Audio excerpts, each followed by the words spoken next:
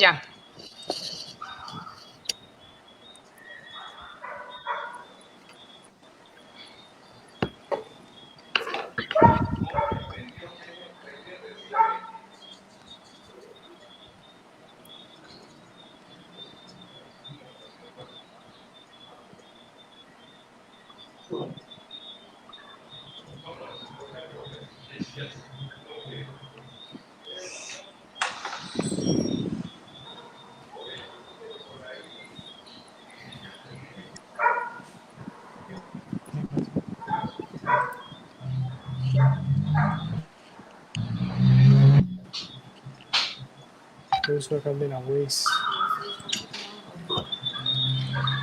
Compañeros, estamos al aire. ¿Cómo están?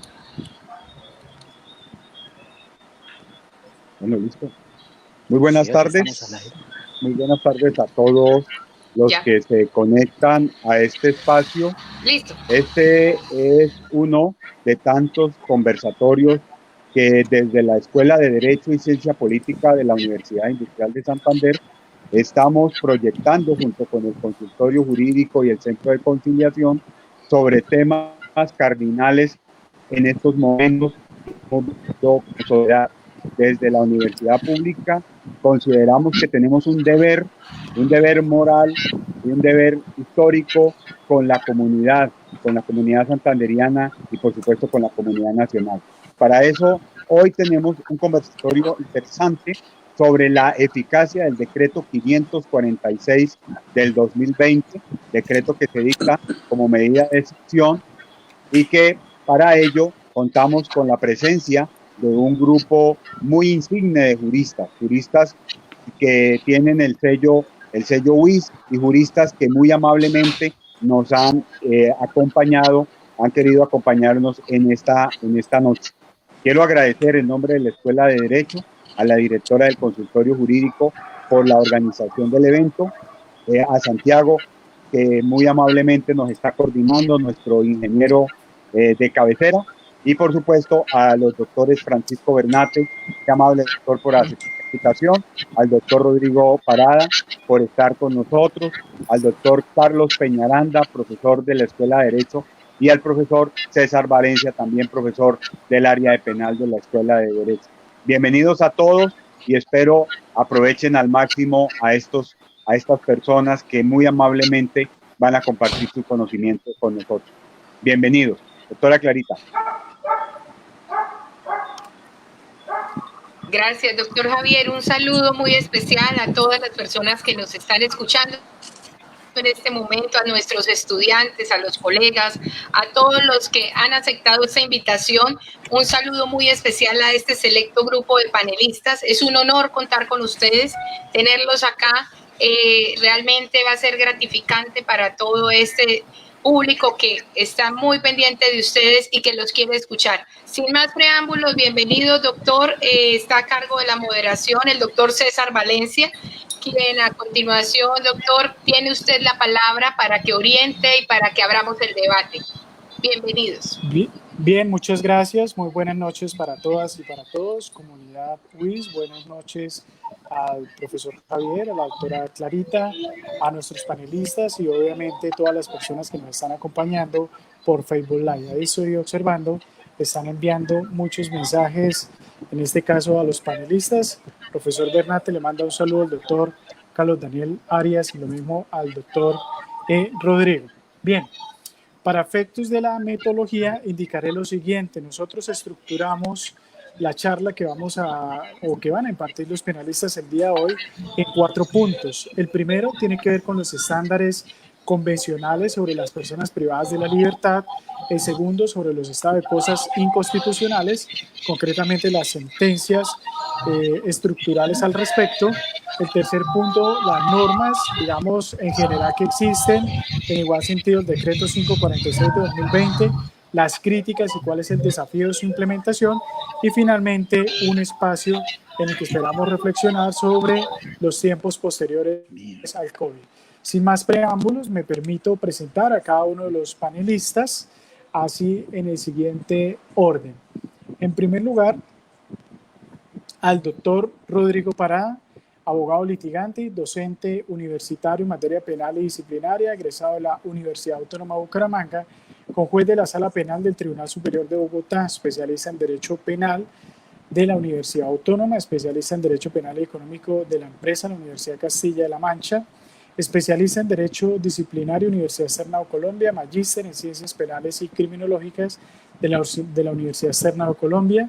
Está realizando su doctorado en Derecho en la Universidad Externa de Colombia, directivo, miembro fundador del Colegio de Abogados Penalistas de Colombia, entiendo también y presidente de Abogados Penalistas en Santander, docente de posgrado en las universidades del Rosario, Santo Tomás y la UIE, para académico calificador de la Universidad Sergio Arboleda y de la Universidad Externa de Colombia. En igual sentido, ya conocidos por todos, el profesor Carlos Peñaranda, abogado litigante, 20 años de experiencia en el ejercicio del litigio, fue defensor público durante 8 años, defensor público ante la Justicia Especializada y la Corte Suprema de Justicia, esto es 5 años de experiencia, docente universitario en pregrado 12 años, docente en posgrado en maestría 3 años de experiencia, asesor en investigación jurídica y sociojurídica en maestría 3 años, formación, especialista en Derecho Penal y magíster en Derecho Penal. Y tenemos como invitado súper especial al doctor Francisco Bernate Ochoa, abogado de la Universidad Rosario, especialista en Derecho Penal de la Universidad Externa de Colombia, en Derecho Penal Económico de la Universidad de Castilla de la Mancha y en cumplimiento normativo de la misma universidad. Magíster en Derecho Penal de la Universidad de Salamanca, en convenio con la Universidad de Santo Tomás, máster en Derecho de la Universidad Alfonso X el Sabio de Madrid, doctor en Derecho de esta misma universidad. Realizó estancia de investigación en la Universidad Autónoma de Madrid, conjuez de la Sala Penal de la Corte Suprema de Justicia y del Consejo Seccional de la Judicatura de Bogotá, Sala Penal Tribunal Superior de Bogotá, miembro correspondiente de la Academia Colombiana de Jurisprudencia, profesor titular de la carrera académica y director del Grupo de Investigación del Observatorio de Lavado de Activos, Extinción de Dominio y de la especialización en Derecho Penal de la Universidad Rosario en Bogotá. Al día de hoy cuenta con 24 libros, más de 100 escritos en Colombia y en el exterior en materia de Derecho Penal, presidente del Colegio de Abogados Penalistas de Colombia. Pues bien, es un gusto contar con esta nómina de panelistas que nos va a acompañar el día de hoy reflexionando sobre esta temática. Primer punto tiene que ver sobre el control de convencionalidad, o más bien la convencionalidad en personas privadas de la libertad. Bien, profesores, los invito a que reflexionemos dentro del marco de la convencionalidad para efectos de indicar cuáles son los instrumentos, eventualmente las directrices que ha emitido la Comisión Interamericana de Derechos Humanos, en igual sentido las recomendaciones de la Corte Interamericana de Derechos Humanos, en lo que tiene que ver en general con los estándares mínimos a los cuales están obligados los estados, por supuesto, el Estado colombiano por hacer parte del Sistema Interamericano de Derechos Humanos, en lo que tiene que ver con esto que nos llama el día de hoy, que son las personas privadas de la libertad. Mucho cuidado, no presos, sino personas privadas de la libertad. En ese orden, quiero concederle en primer lugar el uso de la palabra al doctor Rodrigo para que comience la reflexión. Recordemos que tenemos 5 minutos máximo para efectos de cada una de las reflexiones. Al finalizar del evento, a través del Facebook Live se filtrarán las respectivas preguntas que realice el público para cada uno de nuestros expositores. Bien, doctor Rodrigo tiene el uso de la palabra. Muchas gracias, profesor César. Un saludo muy especial para todos los que están hoy viéndonos a través de Facebook Live y, por supuesto, también a mi maestro, el profesor Bernate, quien no solamente es un gran amigo, sino que al día de hoy es mi director de tesis doctoral. Él lo sabe. No hemos avanzado mucho, pero ahí vamos. Me ha correspondido participar en este espacio tan interesante y tan importante y realmente para mí es un placer volver a la universidad pública. Y digo volver porque ya esto es la normalidad y esto es volver y estamos volviendo a través de estos escenarios. El Colegio de Abogados Penalistas de Colombia, viendo la situación que se presentó y sobre todo después del día 19 de marzo del año 2020, se puso, por supuesto, a analizar un poco la situación de las personas privadas de la libertad y las condiciones en las que se encontraban, no solamente a raíz de la situación de hacinamiento. Varios años han transcurrido desde el momento en el que la Corte Constitucional declara el estado de cosas inconstitucional y determina que nos encontramos frente a una situación anómala, anormal e inconstitucional en lo que tiene que ver con la privación de la libertad.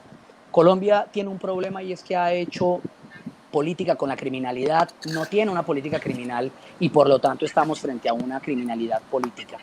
Y esto es absolutamente triste porque hemos o contamos con personas privadas de la libertad frente a las cuales los fines de la misma no se cumplen. Recordemos que la pena tiene unas funciones y unos fines. Y dentro de estos dos aspectos, por supuesto, uno de los elementos más importantes es el resocializador. Colombia, infortunadamente, es un país que no ha cumplido con los estándares mínimos que establece la Convención Americana de Derechos Humanos. Y al respecto, entonces, vamos a evocar un poco a Hans Kelsen. Hans Kelsen hablaba un poco, o por lo menos se nos ha querido decir, que la pirámide o el esquema piramidal normativo de Hans Kelsen implicaba necesariamente que la Constitución estaba en la punta de la pirámide. Hay excelentes tratadistas que han mencionado que lo que tiene que ver con esta organización de la estructura normativa realmente corresponde a una indebida traducción del alemán al español. Voy a pensar que independiente de eso, lo más claro es que en Colombia, y conforme lo establece el artículo 93 de la Constitución Política de Colombia, la Convención Americana de Derechos Humanos hace parte del bloque de constitucionalidad. Y al hacer parte del bloque de constitucionalidad y, por supuesto, al estar incluso por encima del rango de la Constitución, pues implica que el Estado tiene que cumplir con los compromisos que ha adquirido. El Estado se reconoce como tal no porque así lo disponga, sino porque los demás Estados lo reconocen. Y en ese sentido es importante, cuando hablamos de reconocimiento de los demás Estados, que finalmente cumplamos con los compromisos y los pactos que hemos suscrito. Colombia no es ajena a lo que tiene que ver con la Convención Americana de Derechos Humanos, porque así lo dispuso y así se obligó. Colombia no puede denunciar la Convención Americana de Derechos Humanos, instrumento que corresponde al que usa un país cuando quiere necesariamente desligarse del cumplimiento de un pacto o un tratado internacional. Y no es una posibilidad porque eso implicaría necesariamente un desconocimiento de los otros estados y concretamente de los estados americanos. Recordemos la situación de Cuba, y es que Cuba, cuando básicamente entra Fidel Castro a la dirección del país, voy a decirlo, a la presidencia de alguna manera, finalmente los estados o la Organización de los Estados Americanos dispuso que Cuba seguía teniendo asiento pero no voz. Y eso implica necesariamente que no tuvo un reconocimiento por parte de los demás estados, y eso implicó el hecho de desconocer el origen de la Convención Americana, entre otras cosas, el origen de la esencia de lo que era la Organización de los Estados Americanos, que eran los estados democráticos. Así las cosas, el hecho de que Colombia en este momento no esté cumpliendo los pactos, o no solamente los pactos, sino también las órdenes que se han emanado por parte del organismo internacional que hace las veces a cada organismo jurisdiccional, la Corte Interamericana de Derechos Humanos, implica unos inconvenientes en términos de reconocimiento. Hay unos estándares mínimos en lo que tiene que ver con la privación de la libertad, y más allá de enumerarlos, es necesario evocar aquel concepto que a veces termina siendo un concepto etéreo, un concepto a veces volátil, o por lo menos un concepto incomprendido, que es el de dignidad humana.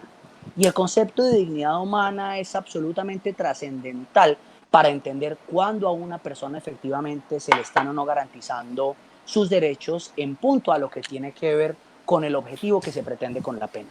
Gunther Jacobs, uno de los penalistas vivos más importantes que ha tenido el mundo, o que tiene el mundo, y realmente uno de los más importantes en la historia, por lo menos reciente, del derecho penal, ha planteado una situación bien importante derivada de la estructura de la teoría del delito de los funcionalistas, y es el concepto de la necesidad de la pena. Gunther Jacobs ha planteado que cuando la pena no logra cumplirse en los términos en que se ha planteado por el Estado, la pena no debería ejecutarse. Recordemos que para los funcionalistas la conducta punible es acción típica, antijurídica, culpable, y a partir de la cual es necesaria una pena.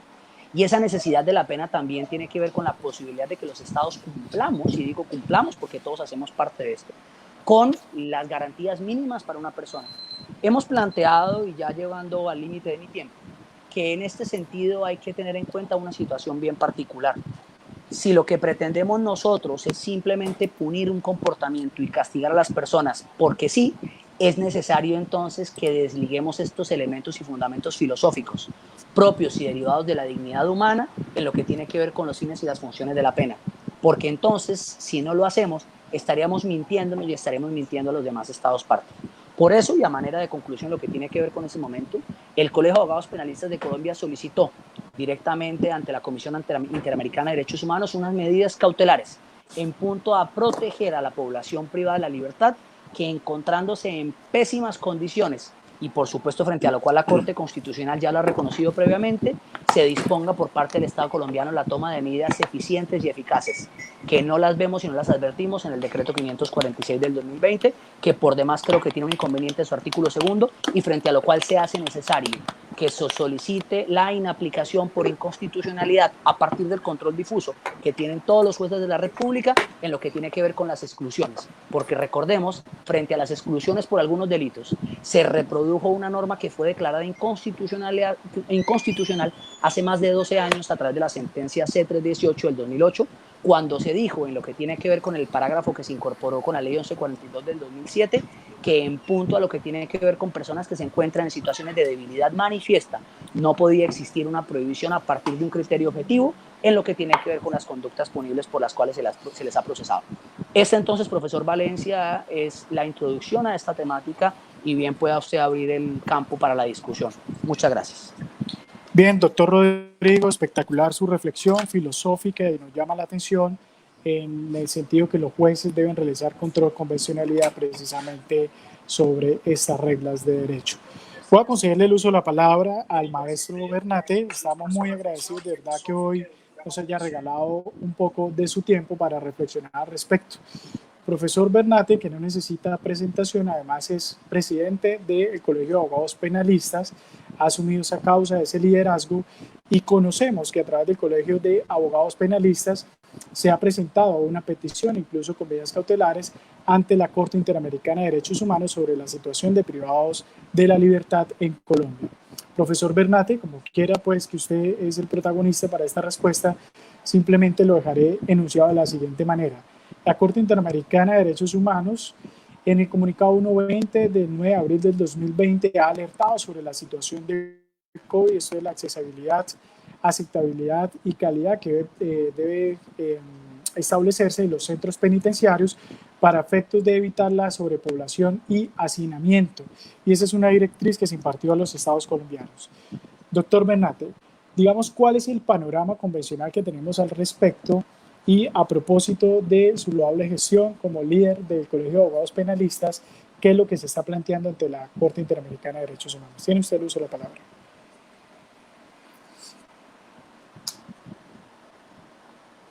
Bueno, muy bien. Lo primero, maestro Valencia, el honor sin lugar a dudas es todo mío.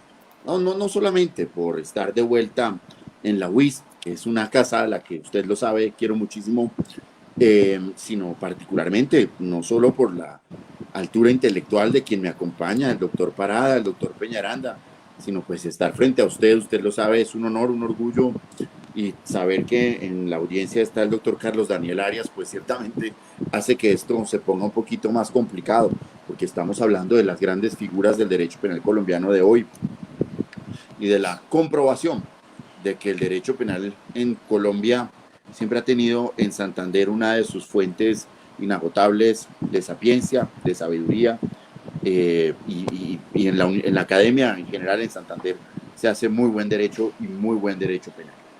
Por supuesto, como lo adelantaba el doctor Rodrigo Parada, pues hay unos precedentes en Colombia que son aplicables por lo que usted rigurosamente llama un control de convencionalidad o una aplicación directa de la Convención Interamericana de Derechos Humanos, que es uno de los puntos bien interesantes, uno de los temas más tratados y donde se han fijado unos mínimos por esta Corte es el tema de las personas privadas de la libertad. Por ejemplo, el caso de Sebastião Martins Silveira, un caso muy interesante donde la Corte Interamericana toma una decisión el 28 de julio de 2006. El caso del Centro Penitenciario de la Región Capital Yare 1 y Yare 2, la cárcel de Yare, donde se decretaron medidas provisionales el 30 de marzo de 2006, el internado judicial de Monagas, La Pica, también donde hubo medidas provisionales, los estándares mínimos aplicables a los menores privados de la libertad, que es el complejo de Guadalupe, donde también hubo medidas cautelares, el caso de las penitenciarías de Mendoza, y el caso de la cárcel de Urso Blanco, donde igualmente se han decretado medidas cautelares. Todo esto ha establecido, en términos de control de convencionalidad, la Comisión Interamericana y la Corte Interamericana unos mínimos, donde por supuesto se debe salvaguardar la vida y la dignidad de los reclusos, pero adicionalmente donde los estados no pueden someter la dignidad de los reclusos a una situación fiscal, a la situación económica o de disponibilidad de los recursos, donde claramente hay situaciones de avance, y eso es un hecho real en términos de la proporción entre sindicados y condenados, y básicamente ha dado unos lineamientos que la realidad, y el doctor Rodrigo Parada lo decía, teóricamente los estados no podrían desatender estos llamados que hace la Comisión Interamericana, pero si miramos en el caso de Colombia, para no irnos mucho más lejos, mire que el fallo de la Corte Internacional de la Haya en materia de Nicaragua, Colombia no lo aplicó, porque dijo que eso era incomprensible. Lo propio ha hecho en 2 o 3 casos de masacres donde ha habido órdenes directas. Colombia siempre ha salido con alguna excusa para no cumplirlas. Y si usted revisa, más allá de esta pandemia, si hay algo que ha resultado particularmente crítico en nuestro continente han sido las cárceles. Mire usted las medidas que, por ejemplo, se han tomado en El Salvador, donde a raíz de enfrentamientos en pandillas, el presidente actual no tuvo problema en mezclarlos a los diferentes líderes de la Mara Salvatrucha, ponerlos juntos y ocasionar todo tipo de desmanes y de muertes. Además, de forma desafiante, los desnudó y tomó una foto de todos ellos agrupados. Yo creo que las prácticas en América del Sur y en general en Latinoamérica respecto de la población privada de la libertad denotan un desconocimiento absoluto de estos estándares mínimos. Por supuesto, la Corte Interamericana ha hecho avances, ha generado algunas sentencias que los estados de forma reiterada incumplen. Ahora, con ocasión del COVID-19, generó también algunas sugerencias, ¿cierto? En el sentido de liberar espacios en las cárceles y señalar que personas con enfermedades o adultos mayores, mujeres, niños, no deberían estar en las prisiones, sino que debería haber medidas alternativas, todas las cuales fueron desatendidas por el gobierno colombiano en una actitud abiertamente desafiante, a través del decreto 546 del 2020, que por ser un decreto proferido en estado de excepción tendrá control por parte de la Corte Constitucional, y muy seguramente de aquí a que eso pase ya estaremos muy lejos de toda esta coyuntura. Pero lo que sí observo, y con esto concluyo el punto, pues es una actitud desafiante, inhumana, desconocedora de los precedentes nacionales e internacionales por parte del Estado colombiano.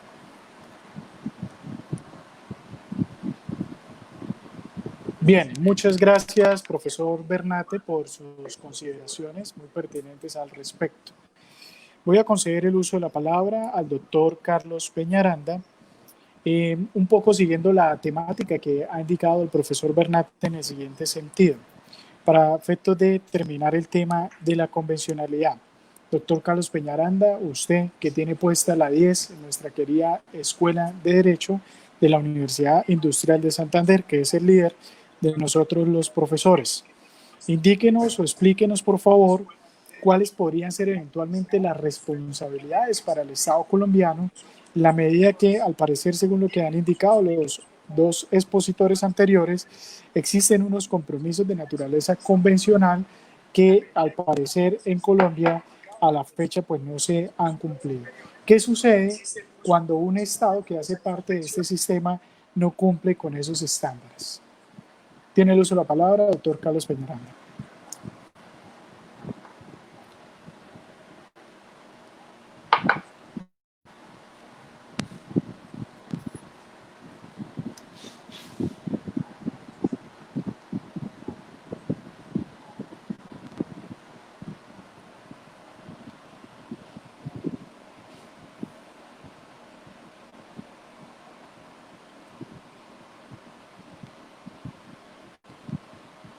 Bien, al parecer tenemos problemas de conexión con el doctor Carlos Peñaranda. Doctor Bernate, simplemente entonces para poder culminar la respuesta, mientras logramos otra vez conexión con el doctor Carlos Peñaranda.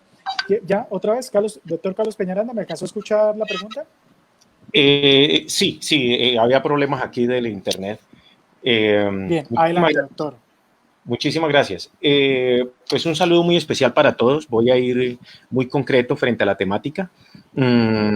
Hay una pregunta que considero que de alguna manera se nos constituye en punto de referencia, ¿no?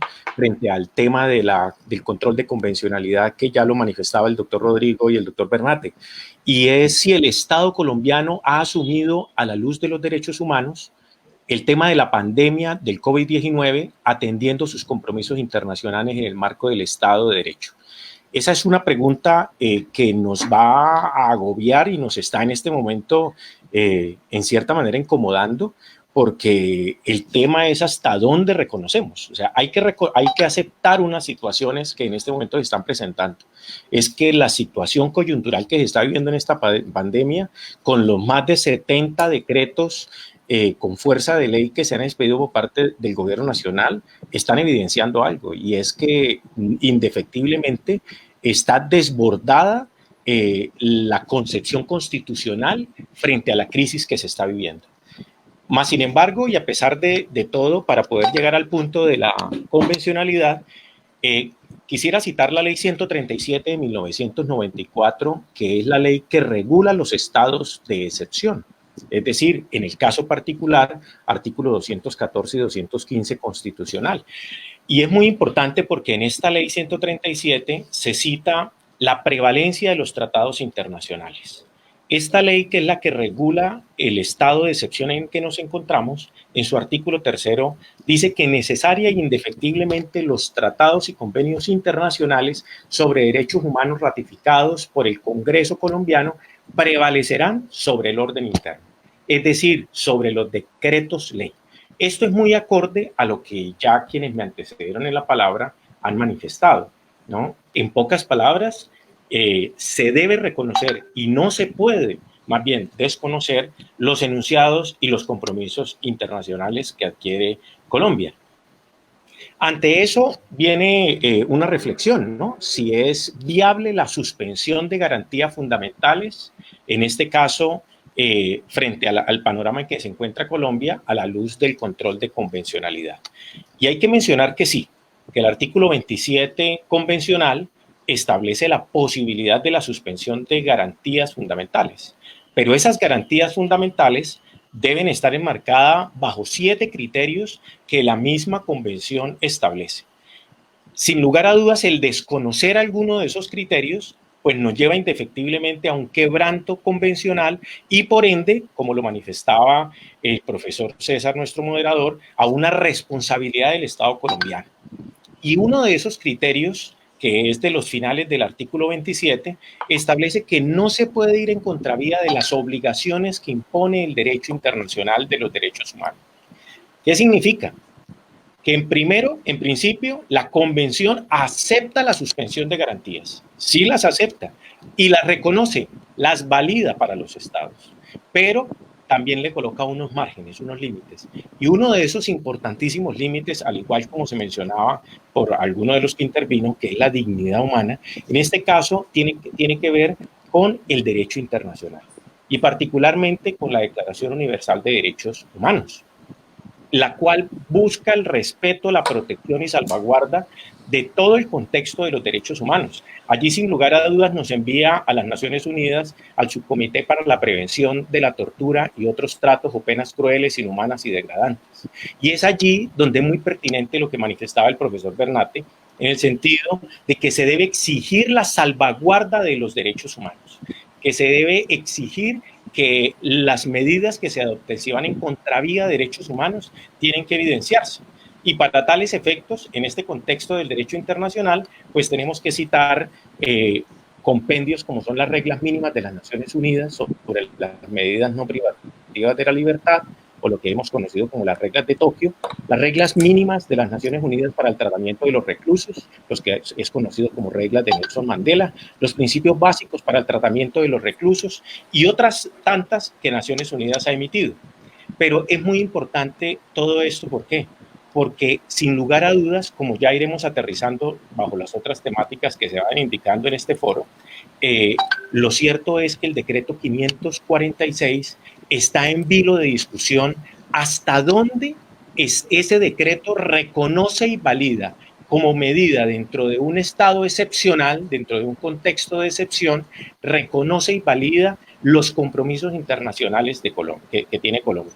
Y desde ahora tengo que decir que no se están reconociendo, que efectivamente se está vulnerando, que no es acorde a las exigencias de los compromisos que tiene Colombia y obviamente puede repetir muy probable y seguramente en responsabilidades para el Estado colombiano, como ya lo veremos más adelante.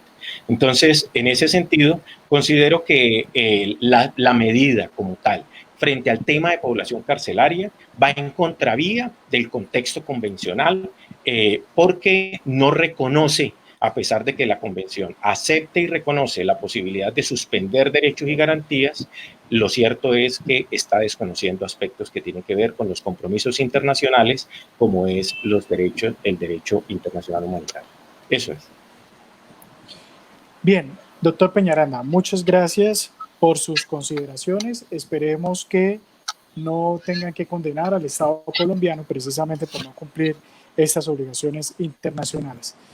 Bueno, tenemos información que lastimosamente el maestro Bernate tiene que retirarse a las 7 de la noche y en ese sentido pues quiero hacerle esa pregunta al profesor Bernate ya en la segunda temática y luego continuaremos.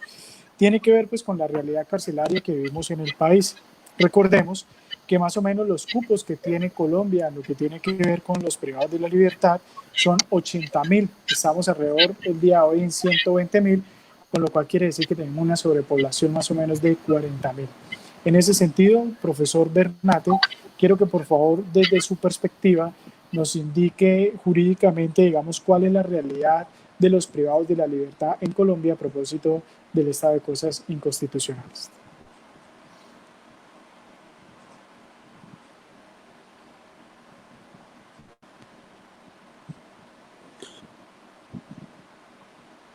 Bien, yo siempre estoy muy contento, primero, de estar en la UIS, de estar en Bucaramanga, pero más de estar con usted y con el doctor Peñaranda, el doctor Parada, y imagínese, con el doctor, con nuestro querido doctor Carlos Daniel Arias, pues siempre será para mí un privilegio y un honor. Bueno, doctor, usted ya de alguna forma nos ha mostrado o nos ha dado un contorno de cuál es la situación. Pero entonces vamos a ponerle cifras a esto y vamos a tratar de ponerle unos dolientes. Colombia tiene una capacidad carcelaria, como usted lo ha dicho, de 80.928 cupos. Hoy en día contamos con 116.952. La proporción entre condenados y sindicados está 70-30, un aspecto que, si bien se aleja de lo ideal, tampoco es tan crítico. Nosotros hemos tenido épocas en la historia del país donde eran más los sindicados que los condenados. Hoy hay una relación de 70-30, lo cual, insisto, lejos de ser el ideal, pero tampoco está del todo mal. Ahora, esa es la situación penitenciaria en Colombia a la que usted ha hecho referencia. Pero vamos a mirar ahora cómo eso guarda relación con lo que estamos viviendo en punto del COVID-19. El Colegio de Abogados Penalistas de Colombia, si de algo se precia, es de contar en sus directivas y en sus integrantes, primero, con un grupo de amigos. Nosotros somos amigos reales entre nosotros, pero segundo, con muchísimo talento. Y entre las personas más talentosas que tiene la abogacía colombiana hoy, está Marlon Fernando Díaz, Marlon Díaz. Marlon Díaz, yo creo que es el abogado colombiano que más ha estudiado la situación de la población privada de la libertad en el COVID-19. Marlon Díaz es quien elabora la solicitud de medidas cautelares ante la Comisión Interamericana de Derechos Humanos y hoy Marlon Díaz presentaba una situación dramática. Marlon Díaz hoy nos contaba, con cifras alineadas a la fecha de hoy, que hay 1.438 personas privadas de la libertad que han dado positivo para COVID-19. 1.438 reclusos. Pero si esto ya está mal, ¿qué pasa, maestro Valencia, cuando yo le digo que en la sola cárcel de Leticia hay 143 internos con positivo? En la cárcel de Villavicencio hay 820 positivos y a lo largo de las URIs de Bogotá hay más de 19 internos y más de 9 policiales que están positivos para COVID-19. Esto adquiere verdaderamente la matiz de una tragedia humanitaria. Alguien habló de un genocidio, incluso, lo cual puede que técnicamente no sea posible, pero sí estamos frente a una omisión inexplicable del Estado colombiano cuando nosotros vemos la situación en Leticia. En Leticia, la cárcel tiene capacidad para 118 personas. Hoy en día hay 181 internos y de estos 181 internos, 143 son positivos para COVID-19, es decir, tenemos una concentración que ya se acerca peligrosamente al 100% y que es una población con un servicio de salud extremadamente precario en una zona fronteriza con Brasil, donde no se ve una solución diferente a dejar morir a las personas. De manera que es una situación dramática, lo de Villavicencio y lo de Leticia es absolutamente dramático, pero es absolutamente desalentador cuando usted verifica que las peticiones, las 5.687 peticiones que se han hecho de libertad en el marco del decreto 546, las 5.687 solo han sido concedidas 566. A hoy, a duras penas, se han superado las 600 personas que han sido enviadas a su domicilio en esta pandemia. Y estamos hablando de personas, en su gran mayoría, que han cumplido el 40% de la pena, es decir, no están saliendo. La población especialmente vulnerable, las madres, los enfermos, las personas de la tercera edad, de manera que yo lo que creo es que Colombia no tiene una política estructurada, que Colombia no tiene una política humanitaria en materia de población privada de la libertad, que el decreto 546 es una farsa y que por supuesto aquí está muriendo gente básicamente a la vista de todos los colombianos. Bien, muchas gracias, profesor Bernate, por sus reflexiones. Sabemos pues que usted tiene un compromiso, en ese momento lo vamos a despedir. Por favor, esté con nosotros hasta el momento que más pueda y luego sí se desconecta. De verdad, para la comunidad UIS, concretamente para la Escuela de Derecho, en cabeza de nuestro líder, el profesor Javier Alejandro, para el consultorio jurídico, la doctora Clara, cada uno de los asesores y pues cada uno de nosotros los profesores de esta querida universidad que tiene un sentido humanista y que está precisamente reflexionando sobre estos temas para que la comunidad conozca precisamente el impacto que tienen las normas que ha proferido en este sentido el presidente de la República. Le damos las gracias, de verdad para nosotros fue un placer contar con usted el día de hoy, con cada una de sus consideraciones. Esperamos que continúe haciendo historia como lo está haciendo hasta ahora, no solamente en el liderazgo que usted tiene con el Colegio de Abogados Penalistas, sino como profesional en la medida que así se ha caracterizado su carrera. Y lo más importante como ser humano, profesor Bernate, porque usted es de una inmensa calidad humana que todos los penalistas se lo reconocemos en Colombia. Si quiere, por favor, se despide por ahora de su público, de 153 personas que en este momento lo están viendo por Facebook Live, para efectos de poderle darle a usted la despedida y que se pueda desconectar y que usted pueda cumplir precisamente con las obligaciones que tiene. Muchas gracias, mucho cariño para usted, doctor Bernate, un abrazo inmenso.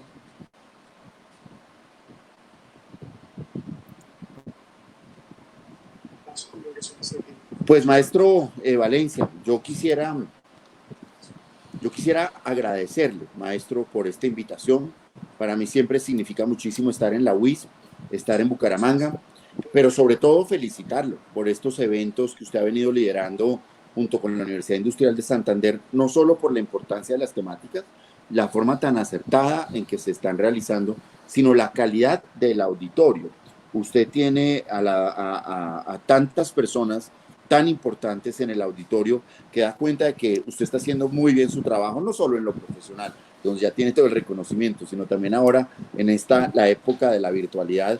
Yo lo felicito y a todos aquellos que no conocen este maravilloso trabajo de responsabilidad médica o el de la ley 1826 que hizo el doctor Valencia, eso es de lo mejor que se ha escrito en Colombia en mucho tiempo. Yo le doy las gracias y aquí me quedo en el público porque no me puedo perder la oportunidad de oír al doctor Paraya, al doctor Peñaranda. Nuevamente le doy las gracias por esta invitación, lo felicito y todo el reconocimiento para usted y para la UIS. Muchísimas gracias. Bien, muchas gracias, doctor Bernate. A continuación, vamos con el doctor Carlos Peñaranda. El doctor Peñaranda ha sido muy inquieto precisamente de las sentencias estructurales que ha emitido la Corte Constitucional, lo que tiene que ver con el estado de cosas inconstitucionales que vivimos en Colombia. Ha escrito inclusive sobre ese tema. Profesor Carlos Peñaranda, en la medida que usted es un ilustre sobre la materia, nos gustaría, por favor, que nos diera el contexto de qué es lo que ha ocurrido en Colombia precisamente a partir de la sentencia T-153 de 1998, que ha sido reiterada muchísimas, incluso en los autos de seguimiento 121 de 2018 de la Corte Constitucional, sobre los problemas que tenemos inconstitucionales en tratándose de personas privadas de la libertad, enfocadas inclusive en el tema relacionado con la congestión de estas personas. Tiene el uso de la palabra, maestro Peñaranda. Claro, no, y quisiera recoger algo de lo que manifestó el profesor Bernate, y es que estamos sin lugar a dudas ante una tragedia humanitaria. Es una situación que debe llamarnos a todos los colombianos a reflexionar sobre muchos tópicos, pero uno de ellos, y de manera particular, es el tópico correspondiente a la población carcelaria. El ejercicio que estamos viviendo en este momento de aislamiento, yo pienso que nos debe llevar a reflexionar sobre algo que tal vez seguidamente hablaremos, y es hasta dónde el encierro, el aislamiento, conduce a buenos propósitos, como lo establece la Ley 65 del 93, de resocialización y de reintegración a la sociedad de aquella persona que se encuentra privada de la libertad. Yo pienso que en este momento nosotros como sociedad colombiana estamos viviendo una situación muy particular que nos lleva y nos convierte en un gran laboratorio social para entrar a analizar las problemáticas sociales. Y como bien lo decía el doctor Valencia, la sentencia de tutela 153 del 98 fue quien abrió un compás, pero no es la única, como bien se ha manifestado. Ha habido reiteración del estado de cosas inconstitucionales. Lo he dicho en múltiples oportunidades en la academia. Considero que es una figura totalmente atípica que la institución terminemos reconociendo mea culpa, ¿no? Directamente la Corte Constitucional desde el 98, estamos hablando de cerca de 12 años atrás, ha reconocido que las condiciones del sistema penitenciario y carcelario son agónicas, son críticas, que no es el adecuado, que va en contravía de los derechos fundamentales. Y quiero resaltar precisamente estos tópicos porque en la declaratoria del estado de cosas inconstitucionales, de lo cual lo veo la verdad con muchísima extrañeza, que como Estado terminemos reconociendo, sí, estamos vulnerando derechos, vamos a tomar medidas, que ese es en últimas el propósito de la declaratoria de estado de cosas inconstitucionales, pero lo cierto es que han pasado 12 años y la situación no cambia. Entonces, ¿qué encuentra la Corte Constitucional? Primero, con fundamento en el artículo 241 de la Constitución Política, en ejercicio de sus funciones, adopta la medida del estado de cosas inconstitucionales, la reconoce y la declara. Segundo, reconoce la vulneración masiva de derechos fundamentales y principios constitucionales, es decir, reconoce un problema social grave. Tercero, se da el reconocimiento de que este problema social recae en población vulnerable. Cuarto, reconoce la reiterada omisión del actuar institucional, es decir, que se han hecho esfuerzos, pero que han sido insuficientes. Quinto, reconoce las reiteradas peticiones de protección constitucional. En pocas palabras, oiga, todas las tutelas prosperan. Oiga, estamos reconociendo que hay una vulneración flagrante de derechos fundamentales y por ende las acciones constitucionales son procedentes. Y último, que se han establecido medidas y se establecen medidas en pos de hacer seguimiento a los avances, ¿no? Ya el doctor Valencia lo mencionaba, el auto 121, que es uno de los autos que ha emitido la Corte en ese ejercicio de seguimiento del estado de cosas inconstitucionales, pero la verdad, yo pienso que esta es una coyuntura que nos debe llevar a la reflexión, y es que indefectiblemente estamos mal. El sistema carcelario es un fracaso. Yo lo dije en una oportunidad en un evento con el IPEC, y de pronto fue un tanto incómodo, pero en este momento hay que reconocerlo. El sistema penitenciario es un fracaso. Por donde se mire, duele. Por donde se mire, duele. Y entonces hay lugar a una pregunta. Y quiero dejar esa pregunta formulada. ¿Es legal y legítimo, bajo las condiciones en que actualmente se encuentran las cárceles colombianas, sostener la privación de la libertad a la luz de los derechos humanos y del VIH?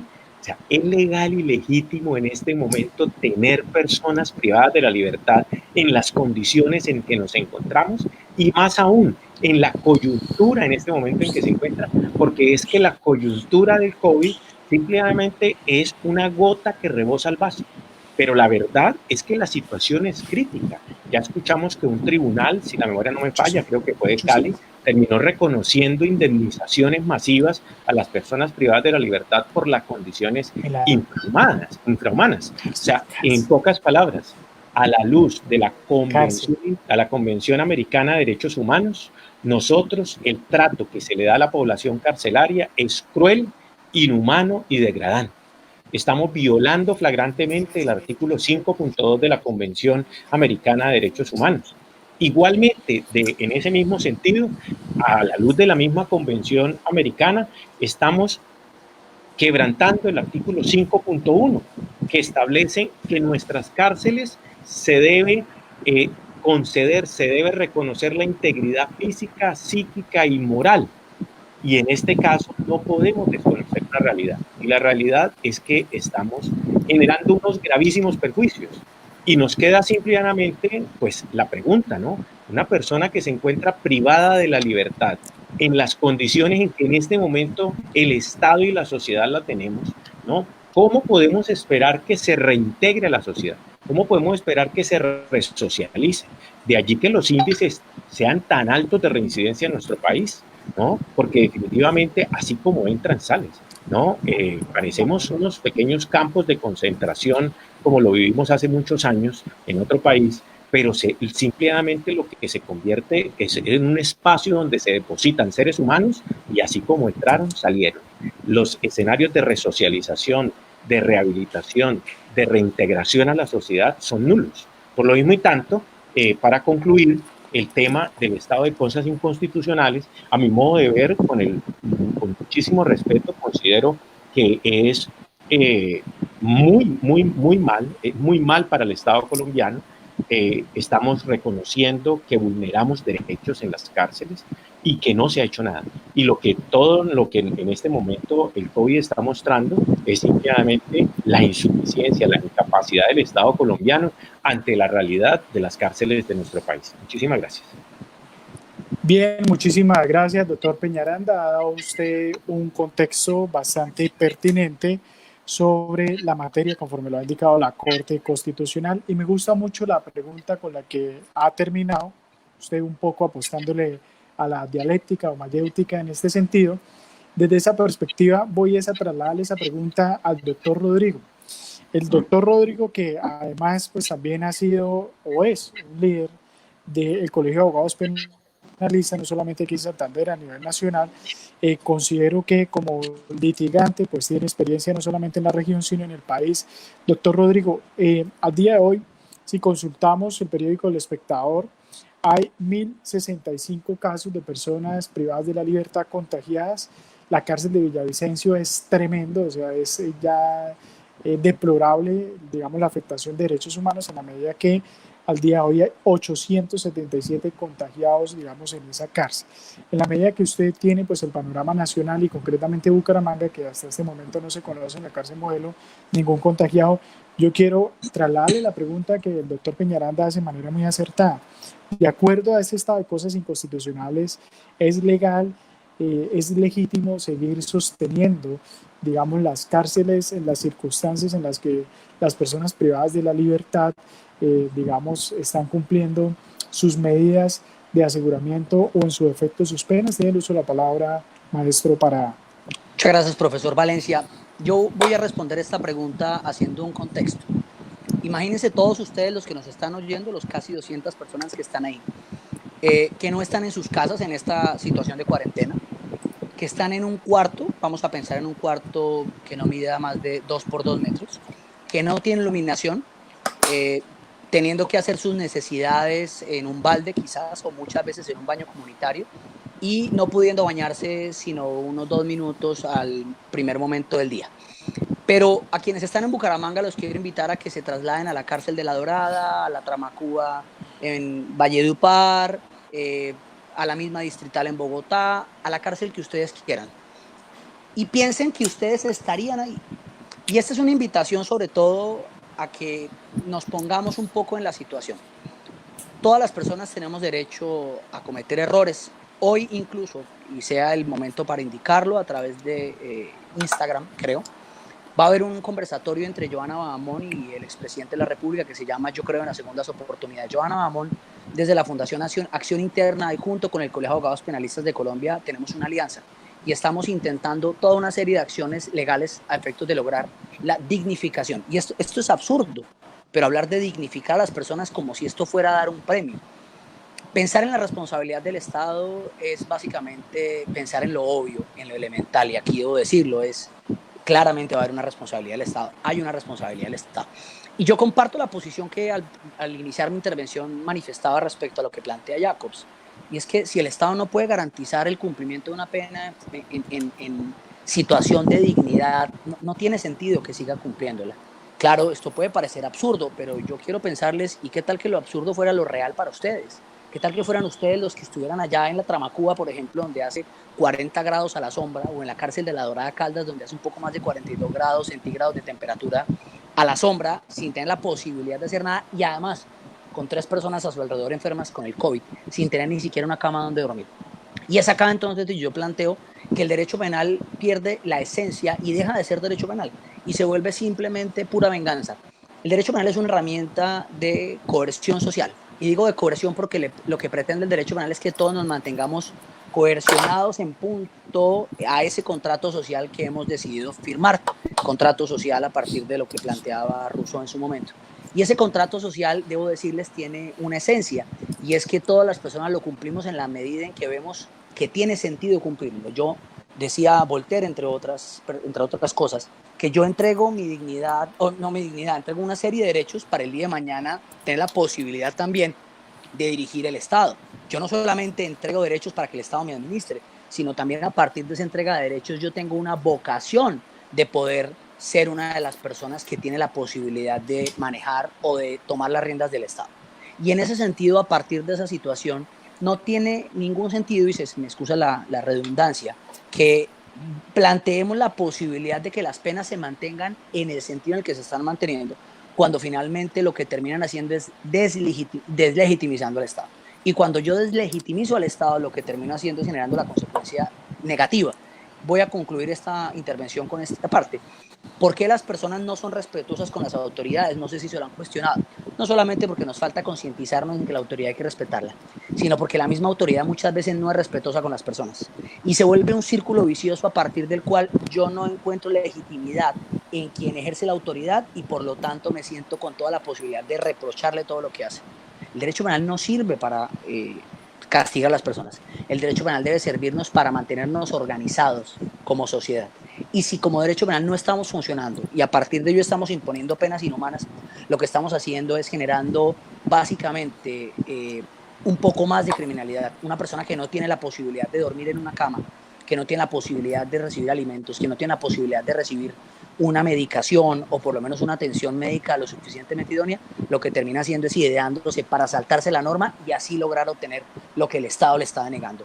En ese orden de ideas no hay la menor posibilidad de que un Estado en estos términos mantenga la legitimidad de una pena, y pareciera absurdo porque esto es macondiano indudablemente. Hoy en día estamos debatiendo acerca de la posibilidad de mantener personas privadas de la libertad indefinidamente.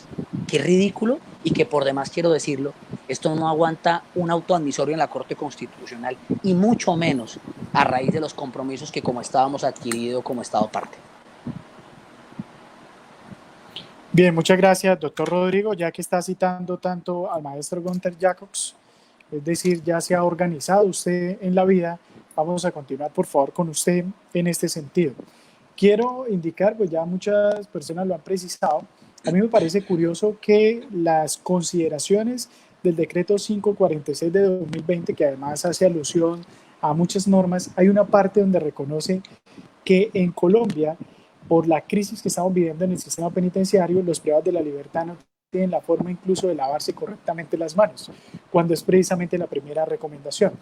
Digamos que ese es el abrebocas para el tercer tema, en el que quiero inicie el doctor Rodrigo bajo dos variables, doctor Rodrigo. Una, ¿cuáles son las críticas en concreto que se podrían hacer, digamos, a este decreto? ¿Cuáles serían las propuestas?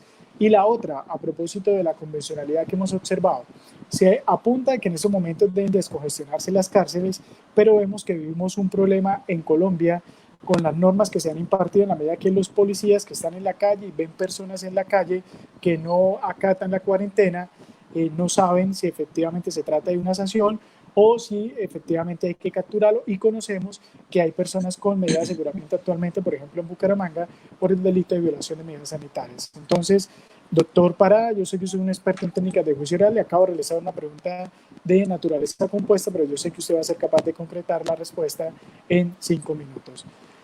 Tiene el uso de la palabra, doctor Rodrigo. Y así las cosas, entonces me voy a poner un término, profesor César. Voy a arrancar por el final, si se me lo permite, en lo que tiene que ver con las medidas sanitarias. Hay algo muy curioso, Marlon Díaz, quien por demás nos está viendo en estos momentos a través de este en vivo. Con Marlon Díaz y Alejandra Díaz hicimos un escrito, creemos nosotros, muy interesante, a partir del cual analizamos el tipo penal de violación de medidas sanitarias conforme lo dispone el artículo 368 del Código Penal. Hay algo muy curioso, y es el tipo penal es un tipo penal eminentemente en blanco que tiene unos ingredientes normativos que básicamente tienen una remisión a la norma extrapenal. La norma extrapenal en este caso corresponde a las resoluciones que debe proferir la autoridad competente. La Ley 9 de 1979 establece que la autoridad competente para tomar medidas sanitarias es el Ministerio de Salud y Protección Social. Todo este hilo para decir que el Ministerio de Salud y la Protección Social no ha proferido medidas sanitarias en lo que tiene que ver con la obligación de confinamiento de las personas. Y eso es lo que termina siendo más absurdo en mi sentir, es que hoy en día hay personas privadas de la libertad que no están en el marco de la prohibición de que trata la misma norma, porque la norma remite a las resoluciones del Ministerio de Salud y la Protección Social. Los decretos legislativos que ha proferido la Presidencia de la República son decretos que desde el mismo enfoque que se les da en la parte introductoria pretenden mantener el orden público, y los decretos de orden público no se asemejan a las medidas sanitarias. En ese orden de ideas, los decretos presidenciales no se hacen o no se pueden entender como los que disponen las normas o los que se entienden como normas extrapenales, sino tienen que ser las resoluciones del Ministerio de Salud y la Protección Social que determinan las medidas sanitarias, que en esos momentos existen 3 destinatarios de las medidas sanitarias: las personas adultas mayores de 70 años y además las personas que estén en los centros vidas, o sea, ancianatos, básicamente, si me excusa la expresión, las personas que sean administradores, gerentes, representante legal de establecimientos de comercio o abiertos al público. La misma medida sanitaria dispone que se trata de personas que presten servicios que incentiven el ocio, el juego, en fin. Y tercero, las personas que hayan llegado al país, primero de algunos países y luego de cualquier lugar, que tienen que estar en una situación de confinamiento obligatorio en el primer lugar de desembarque de su domicilio, dice la norma. Y aquí hay una situación bien curiosa, profesor Valencia, es que hoy en día no existen medidas sanitarias ni para las personas que estén contagiadas con el COVID-19, ni para las personas que no sean portadoras del COVID y que estén en la calle. Y eso me lleva entonces al segundo punto para responder su pregunta. Primero, hago una conclusión preliminar. Tenemos un problema en lo que tiene que ver con el tipo penal de violación de medidas sanitarias, porque no existe medida sanitaria, por lo menos no para las personas que violan las medidas de confinamiento. Y si no, planteamos con el profesor Marlon Díaz, no entendemos el rasero con el cual el Estado colombiano, a cabeza de la Policía Nacional, ha impuesto comparendos, más de 110.000 comparendos al momento en el que hicimos el escrito, pero esas 110.000 personas no nos había privado de la libertad porque estaban en exactamente las mismas condiciones. Entonces, o efectivamente se trata simplemente de contravenciones policivas, o los agentes policiales cometieron un prevaricato por omisión al no cumplir con su obligación en lo que tenía que ver con la privación de la libertad. Es absurdo, lo sabemos, pero es una forma de plantearlo a partir del argumento ad absurdum que finalmente tenemos la razón en ese sentido. Y segundo, lo que tiene que ver con esto, hay algo muy curioso, es que el procesamiento de estas personas nos lleva necesariamente al mismo escenario en lo que tiene que ver con estamos privando de la libertad a las personas, utilizando el derecho penal para finalmente tener que disponer su detención domiciliaria, que es en lo que estamos todos nosotros, si se me permite la expresión.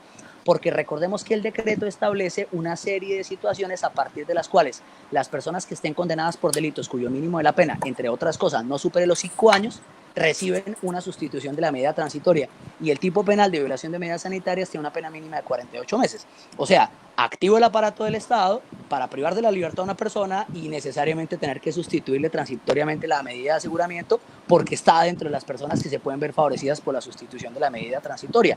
Y esto nos lleva al absurdo de creer que el derecho penal no sirve para esas cosas. Realmente no sirve para eso, porque lo que estamos haciendo cuando congestionamos el aparato judicial es que impedimos que de verdad se encarguen lo que tiene que ver con las obligaciones que tiene el Estado de satisfacer aquellos casos que efectivamente generan un impacto completo en la comunidad. Y aquí entonces venimos a la crítica importante. La crítica importante tiene que ver con que el Estado colombiano, al momento de expedir el decreto 546, reconoció que hay unas enfermedades base que implican que existe una mayor posibilidad de contagio, pero dispuso unas excepciones a partir de criterios objetivos en lo que tenía que ver con las conductas por las cuales a las personas se les procesaba o se encontraban condenadas. Y en ese orden de ideas, el artículo 2 establece tantas restricciones que hoy en día un decreto que pretendía favorecer a más de 10.000 personas ha favorecido a menos de 600. Y esto no es un tema de favorecimiento porque sí, esto es un tema de pretender satisfacer garantías a las personas que se encuentran en unas situaciones desfavorables. Entonces, yo tengo una persona privada de la libertad en un establecimiento carcelario que tiene cáncer, tuberculosis, sida, hepatitis, todas las enfermedades que pueda tener. Pensemos, una persona incluso mayor de 80 años, pero está procesada por una conducta que tiene una exclusión, y en ese orden de ideas yo doy prevalencia a la calificación jurídica por la conducta que la persona cometió o se dice que pudo haber cometido respecto a una situación de debilidad manifiesta. Y ahí entonces viene la propuesta en lo que tiene que ver, uno, con el decreto 546 y dos, en lo que tiene que ver con la situación de hacinamiento carcelario. Creemos nosotros, primero, que debe imponerse necesariamente la inaplicación por inconstitucional en lo que tiene que ver con el artículo 2. Ya el Tribunal de Barranquilla, en su sala de Justicia y Paz, con una ponencia del doctor Carlos Pérez, una persona muy inteligente, dispuso que efectivamente a partir de estos criterios pro homine, pro libertatis y de dignidad era necesario apartarse de estas restricciones y otorgó la sustitución transitoria a un jefe de los paramilitares que se encontraba privado de la libertad. Y segundo, que es la segunda opción que hemos planteado, en Colombia tenemos un problema, y es que con la entrada en vigencia de la ley 906 se incrementaron las penas ostensiblemente, concretamente una tercera parte, a raíz de la ley 890 del 2004. En ese orden de ideas hemos propuesto desde el Colegio de Abogados Penalistas en distintos escenarios académicos, no oficial, pero sí sus representantes lo hemos planteado. Creemos que se hace necesario que por lo menos mientras dure esta situación se otorgue o básicamente se pretenda que las personas que se encuentran privadas de la libertad en estos momentos y en condiciones en las cuales nos encontramos a partir de la situación de epidemia, que por demás puede terminar siendo una situación endémica, es decir, un virus que va a mantenerse en la humanidad por siempre o por mucho tiempo, la inaplicación del incremento de la ley 890 en lo que tiene que ver con la pena que se impuso a las personas. La Corte Suprema de Justicia ya lo hizo en una oportunidad en lo que tiene que ver con los delitos que tienen prohibiciones a raíz de la ley 1121 del 2006 y a raíz de, bueno, creo que solamente la 1121 del 2006, es decir, aquellos delitos que tienen restricciones. Esas son las dos propuestas que hemos hecho y a partir de los cuales creemos que esto es una situación que puede mejorar así. Bien, muchas gracias, doctor Rodrigo, además por ser activos, propositivos precisamente en esta problemática. De ustedes aprendemos bastante. Simplemente diré que incluso hace poco la Corte Suprema de Justicia, la Sala Especial de Instrucción, siendo magistrado ponente Marco Antonio Rueda Soto, el radicado 00286 del 14 de mayo del 2020, en un caso muy conocido, precisamente de una senadora y la alcaldesa de un distrito de Colombia, fueron sorprendidas comprando víveres en un supermercado. Y la Corte Suprema de Justicia plantea que en cuanto a la violación de medidas sanitarias, en virtud del principio de la última ratio, pues esto realmente es una sanción de naturaleza policiva. Y es en buena hora que la Corte Suprema de Justicia lo establezca así, pues ayuda precisamente a evitar estos temas de desconstrucción. Además, desde el punto de vista dogmático, pues precisa muchos conceptos. Bien. Si se me permite, quiero decirle, desde el Colegio de Abogados fuimos los primeros que los dijimos, no Rodrigo, sino todo el Colegio de Abogados Penalistas. Entonces, es un tema importante y es la academia y los litigantes estamos ahí. Y es una invitación, bien, seamos propositivos. Mil excusas. Bien, bien. No, y nos consta, doctor Rodrigo, que faltó fue que lo citaran, ¿no? De la cita, pero bueno. Vamos con el profesor Carlos Peñaranda. El profesor Carlos Peñaranda, que en su experiencia ha sido un gladiador en las batallas jurídicas en cada uno de los estrados judiciales, ya lo indicaba en su hoja de vida. Doctor Carlos Peñaranda, yo quisiera que usted, digamos, desde su perspectiva de litigante que propone, nos diera su percepción de cuál podría ser la crítica, digamos, más fuerte al decreto 546 de 2020, pero además qué se podría hacer, pero qué se podría hacer como litigante. Es decir, recuerde usted sus tiempos de baranda en la que luchaba para efectos de plantear soluciones a problemas jurídicos complejos. Entonces, por favor, ayúdenos y denos luces al respecto. Tiene usted la palabra, profesor Peñaranda. Gracias, doctor César. Quisiera de pronto hacer de manera muy breve, apuntar alguna idea de lo que planteaba el profesor Rodrigo Parada y sobre el artículo 368 del Código Penal, ¿no? Además de ese criterio de última ratio, mirando la dogmática penal, el artículo 368 por naturaleza misma es una conducta dolosa y bajo la condición dolosa integra un ingrediente de carácter subjetivo que la persona que viole la medida sanitaria no solamente es que la viole como tal, la desconozca, ¿no? Sino que además lo haga con un propósito, y ese propósito es la propagación de la epidemia, ¿no? Entonces, en este caso, tendría que eventualmente la autoridad investigativa lograr llevar a los estrados judiciales no solamente una persona que violó, que desconoció una eventual medida sanitaria, si es que la llega a ver, ¿no? Entendiendo la medida sanitaria como todas las acciones o medidas que pueda adoptar el gobierno en aras de proteger la vida y la salud, ¿no? Esas medidas sanitarias y fitosanitarias. Entonces, si eventualmente la llega a violar, hay que revisar también dentro del ingrediente subjetivo ese para algo, ¿no? Y ese para algo es para propagar la epidemia.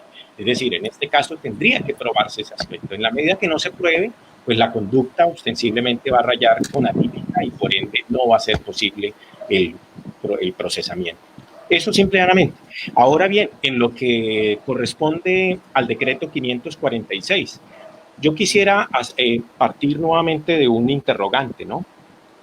Porque el decreto 546 gravita sobre un aspecto y es la exclusión del beneficio de la prisión y detención domiciliaria, ¿no? Entonces, la pregunta es finalmente si el sistema de exclusión del beneficio de prisión domiciliaria transitoria, fundado en la gravedad de los delitos, porque aquí es que se funda, atendiendo la crisis sanitaria y humanitaria, conteste con los derechos fundamentales y el derecho internacional humanitario, es viable. Es decir, esa exclusión que se habla allí, porque se habla de una baraja de posibilidades para las personas que están privadas de la libertad, y cuando uno empieza la lectura de ese decreto, se encuentra con algo esperanzador, ¿no? Con una opción real bajo los conceptos de la humanización del sistema penal, ¿no? Esa expresión que mencionaba el profesor Zaffaroni, el maestro Zaffaroni, de la Constitución como marco jurídico. Y entonces uno dice, por fin estamos entendiendo que el derecho penal, como en otras palabras de las que decía Rodrigo, es un derecho penal humano, como está por allí un libro ya circulando hace un tiempo atrás del profesor Zaffaroni. Entonces, pero cuando llegamos al artículo, unos artículos más adelante, más exactamente el sexto, nos encontramos con un trancón. Y el trancón es que plantea todas las situaciones en las cuales se excluye la eventual medida. O sea, la medida es totalmente acorde, el decreto 546 como medida es totalmente acorde a la problemática. La situación es que el artículo de exclusión del beneficio es totalmente incoherente, totalmente contradictorio no solamente con el tema de orden filosófico del derecho penal humano, de la humanización del derecho penal, sino también completamente contrario con temas de orden convencional y de compromisos internacionales que tiene Colombia, ¿no? Y no solamente en eso, la exclusión es perversa, ¿no? Y yo quiero que ustedes escuchen esta hipótesis, una hipótesis que cambia las palabras, pero finalmente lleva lo mismo, ¿no? Para mostrar la perversión de la exclusión, ¿no? Más o menos algo así. Y voy a utilizar una de las situaciones que se excluyen. Sería los adultos mayores de 60 años que están privados de la libertad por delitos excluidos del decreto 546, así sea población que tiene tiene menos posibilidad de sobrevivir en caso de contagio, deberá permanecer en los centros carcelarios. Porque más o menos esa es la dinámica, la dialéctica que nos lleva ese tema de la expulsión, ¿no? O sea, los mayores de 60 años, ajenos a que son proclives a adquirir el virus y que esos virus lo pueda llevar eventualmente a la muerte, así sea eso, lo cierto es que deben, si no están dentro de los delitos excluidos, deben permanecer en las cárceles. Oiga, estamos hablando casi que de una pena de muerte anticipada, una pena de muerte disfrazada, porque el adulto mayor, sin lugar a dudas, en lo que hace en este caso el virus, es atacar todo el sistema de protección del cuerpo. Y precisamente por eso se habla que los adultos mayores de 60 años, al igual que los niños, población en estado de dificultad de movilidad y otros, mujeres lactantes y en embarazo, pues obviamente tienen una condición de debilidad, una condición especialísima. Y esa condición especialísima es la que debe llevar a ser protegidos. Pero el mensaje que está mandando el Estado colombiano es que reconocemos eso, pero unas determinadas personas, por estar excluidas del decreto, deben permanecer en las cárceles, o sea, deben exponerse a esa realidad, a la realidad de enfermedad y eventualmente a la realidad de muerte, ¿no? Pero es más cómico aún porque el mismo decreto en la parte final hace alusión a unos tópicos dentro del artículo 6º parágrafo. Dice que aquellas personas que pues estén reconocidas por las condiciones de adulto mayor, de mujeres, etcétera, ¿no? Pero que estén vinculadas dentro de las excepciones que plantea allí el decreto, ¿no? Le corresponde al INPEC tomar las medidas, ¿no? Y allí es donde empezamos, y quiero apoyarme en algo que mencionaba Rodrigo hace un momento, ¿no? Yo tuve la fortuna hace ya un año más o menos de estar en Puerto Carreño, donde en ese centro carcelario hay alrededor de 100, cuando yo fui habían 160, 170 personas, un 70% de comunidad indígena, y viven en unas condiciones. Yo conozco las instalaciones de la cárcel modelo, conozco las dificultades habitacionales de la cárcel modelo de la población carcelaria, pero es que allá son crónicas, allá duermen unos encima de otros, duermen en hamacas, pero no solamente es eso, el tema de la temperatura, cuando yo estuve allí a la sombra, hacía temperaturas de 44, 45 grados centígrados. Perdón, miremos ese contexto y digámosle a una persona, por ser que a pesar de tener más de 60 años, decirle qué pena, usted tiene que asumir el riesgo de enfermarse y eventualmente morir. Es crónico, o sea, es perverso el mensaje que está dando el Estado colombiano con este decreto. De allí que el decreto, desde todo punto de vista, por lo menos en lo que tiene que ver con la exclusión, es totalmente contrario a los compromisos que el Estado colombiano tiene. Es completamente contrario a lo que la misma Corte Constitucional ha planteado. Y de allí que pues hay unas propuestas, ¿no? Primero, frente a esta circunstancia, es que yo pienso que a la luz de la presunción de inocencia se debe revisar en primer momento la detención preventiva. Debiera adoptarse una medida automática que todo el tema de las personas que están en esa detención preventiva, es decir, ese 30% de personas que nos hablaba hace un momento el profesor Bernate, más o menos está en el 30-32%, pues son personas que se presumen inocentes. Démosle ese trato de inocentes, protejámoslo en un primer momento. No significa que entonces el que ya está condenado entonces tiene que asumirlo, no. Estoy hablando de medidas. Primera, frente al tema de personas detenidas. Segundo, la sentencia T762, si la memoria no me falla, es del 2015, nos conmina la Corte Constitucional al Congreso de la República para que legisle sobre la excepcionalidad de la detención y las penas alternativas. Ese tema de penas alternativas, Colombia está quedada. Tenemos medidas para sustituir la prisión, pero no penas alternativas. Es decir, no se puede también perder los conceptos de prevención de la pena, ¿sí? Y también ese ingrediente retributivo también que no se puede deslindar de la pena. Pero perdón, hablemos de penas alternativas.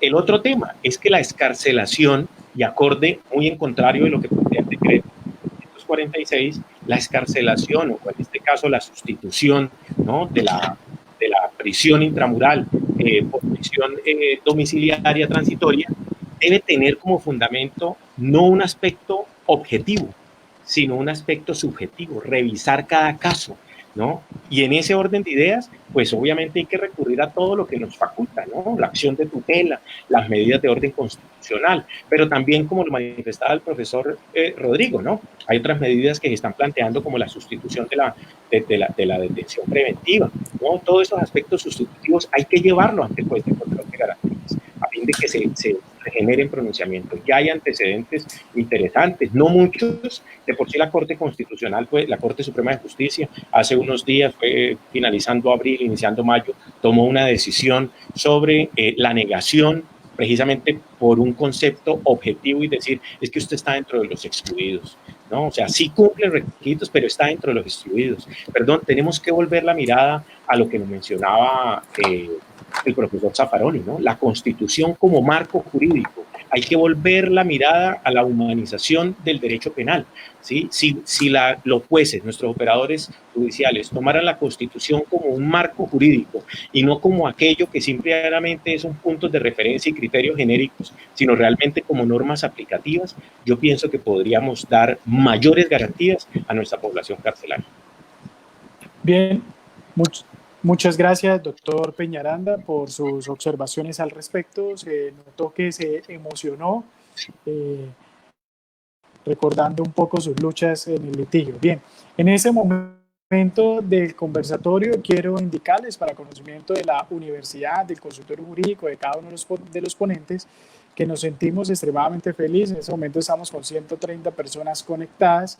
Han realizado diferentes comentarios, lastimosamente pues no puedo leerlos todos, pues son demasiados, pero es interesante pues el sentido de pertenencia de nuestros egresados, en la medida que han mandado saludos, egresados de la Escuela de Derecho de la UIS, saludos al profesor Javier, saludos a la profesora Clara, en igual sentido a los ponentes que están muy felices de estar conectados, en igual sentido los estudiantes que han estado con nosotros, que son muy comprometidos, que tienen un sentido humanístico, precisamente alimentándose de estos comentarios que han hecho estos ponentes tan especiales el día de hoy. En igual sentido, personas ajenas a la universidad, pero de las cuales nos sentimos muy gratos que estén compartiendo con nosotros, abogados, litigantes, observo, y de verdad que los comentarios son extremadamente positivos. Por eso quise, antes de pasar a la siguiente temática, indicarles pues al consultorio jurídico de la UIS y a cada uno de los ponentes que las personas están supremamente activas a pesar de la hora. Muchas gracias por todo ello. Les recuerdo a los que están realizando los comentarios que al final, que ya vamos a terminar antes de la conclusión, pueden hacer ciertas preguntas, escogeremos alguna para que la respondan nuestros ponentes. Bien, vamos a terminar con el último tema, que tiene que ver, bueno, ¿y qué va a pasar después del COVID? Y yo quiero formular como dos preguntas para que por favor los ponentes me las respondan de manera muy concreta, sin extenderse, para efectos de poder dar el uso de la palabra, o más bien para dar lectura a algunas preguntas que han planteado cada uno de los asistentes, y ustedes procedan a contestarla y luego dar clausura a este espectacular evento. Bien, las dos preguntas son estas. Bueno, ¿qué va a pasar con ese decreto? Ese decreto está en la Corte Constitucional. ¿Sí lo declararán inexequible o no lo declararán inexequible? Y algo muy importante, recordemos que estas charlas están siendo organizadas por parte del consultorio jurídico de nuestra querida Universidad Industrial de Santander, cumpliendo precisamente con su función social, es decir, de socializar, de poner en contexto a toda la comunidad los problemas que se generan al respecto. Es importante también que respondan qué podemos hacer desde el consultorio jurídico, qué pueden hacer nuestros queridos estudiantes que a diario en la práctica que realizan de manera muy eficiente los estrados judiciales pueden eventualmente encontrar casos en los que tengan que resolver estos inconvenientes. Entonces son dos preguntas, por favor, en concreto. ¿Qué pasará con ese decreto y qué recomendación le damos a nuestros queridos estudiantes del consultorio de nuestra amada Universidad Industrial de Santander? Vamos a comenzar entonces con el doctor Rodrigo Parada y luego el doctor Peñaranda. Bien, profesor César, yo realmente creo que vamos a hacer acá... Doctor Rodrigo Parada. ¿Sí? ¿Me oye? Sí, por favor, adelante, doctor. Bien. Voy a hacer aquí las veces de evidente. Yo realmente creo que el decreto se va a declarar exequible de manera condicionada en lo que tiene que ver con las restricciones. Y lo más importante no es lo que va a pasar con el decreto, sino lo que va a pasar a futuro. La situación carcelaria no se ajusta con un decreto de sustitución de la medida transitoria porque Recordemos que la medida transitoria es por un término definido y es de 6 meses. Entonces, en ese orden de ideas, me parece a mí que finalmente lo más importante es qué vamos a hacer a futuro. Y a futuro creo que se hace necesario reestructurar el Código Penal en lo que tiene que ver con su parte especial. Esa es un poco mi primera conclusión. Y segundo, y lo más importante, es a los estudiantes de consultorio jurídico, es propongan, planteen salidas, planteen alternativas, hagan solicitudes. Y yo quiero aquí evocar al profesor Germán Gámez, que en paz descanse, que muchas veces nos decía que pedirle a los jueces es como pedirle a Dios. Hay que pedirle mucho para que le dé poco. Y aquí entonces es muy importante plantear, hombre, es vital que los estudiantes propongan y los estudiantes planteen alternativas, porque de pedir nadie se muere, de pedir nadie pierde nada. Si nosotros pedimos, si empezamos a plantear alternativas, creo que podemos lograr algo bien importante. Y la primera opción que les digo es, entre todos, armen un esquema normativo, unos fundamentos lo suficientemente claro. Para eso yo recomiendo el texto de Diego López Medina, Manual de Escritura Jurídica, que indica una forma correcta para comunicar el argumento. Analícenlo y véanlo así.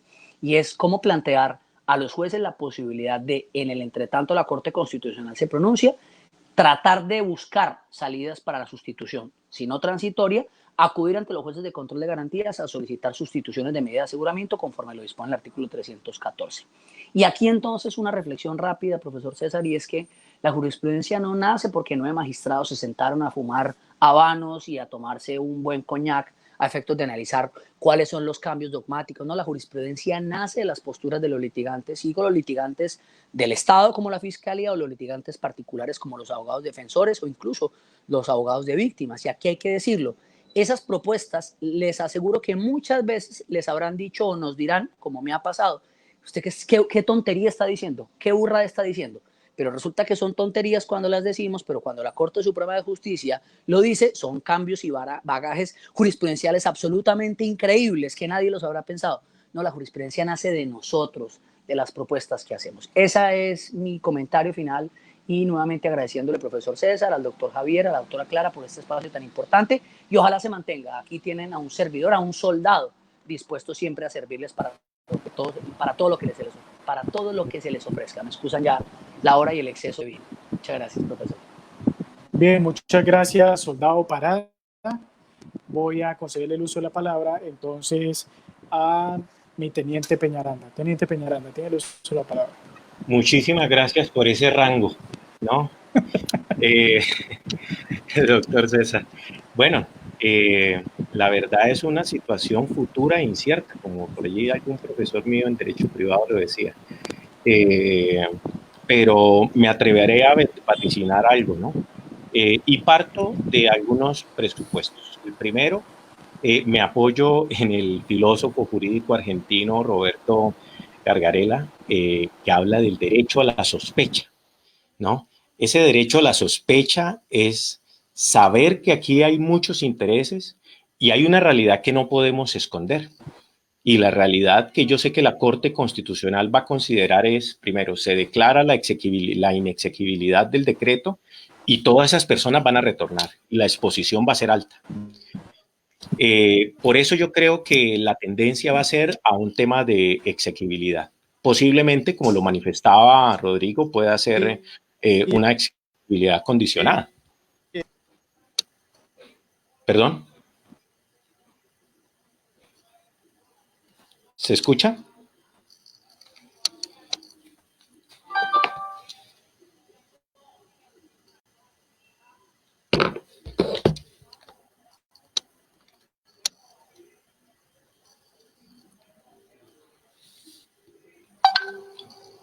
¿Aló, aló, aló?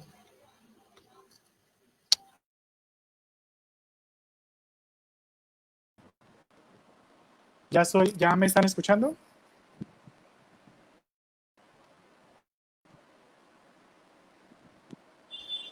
Sí, ¿me escuchan?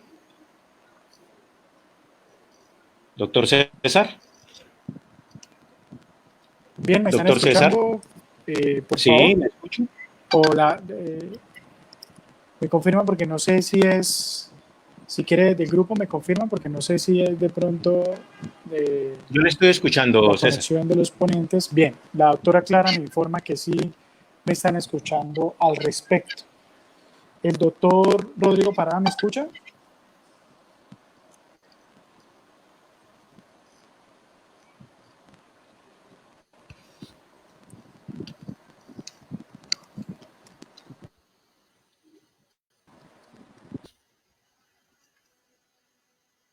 ¿Me oyen? Aló. ¿Me oyen? Yo los estoy oyendo bien. Sí. Doctor Rodrigo, ¿usted me escucha? Perfectamente, profesor. Bien. Adelante. No sé allá de la principal. Santiago, ¿se está escuchando?